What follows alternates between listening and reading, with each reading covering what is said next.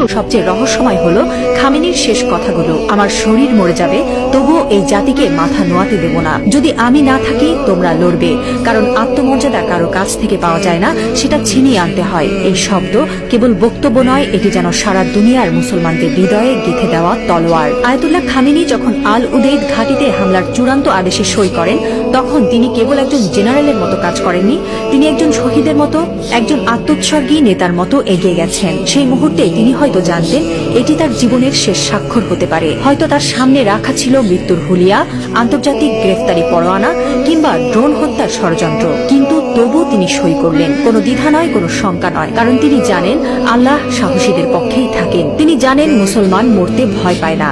যারা আল্লাহর পক্ষে থাকেন তারা জানে মৃত্যু মানেই পরাজয় নয়, বরং আত্মত্যাগী বিজয়ের শুরু। এই একজন মানুষ এখন আর কেবল ইরানের নেতা নন, তিনি হয়ে উঠছেন সারা বিশ্বের মুসলিম উম্মার প্রতীক। একজন বিশ্বাসী, একজন অটল মুজাহিদ, একজন সাহসী পিতার মতো তিনি বলছেন, আমি থাকি বা না থাকি তোমরা লড়বে। হ্যাঁ মুসলিম উম্মাহ, তোমরা মাথা নিচু করো না। লা ইলাহা ইল্লাল্লাহ, আল্লাহ ছাড়া আর কোনো ইলাহ নেই।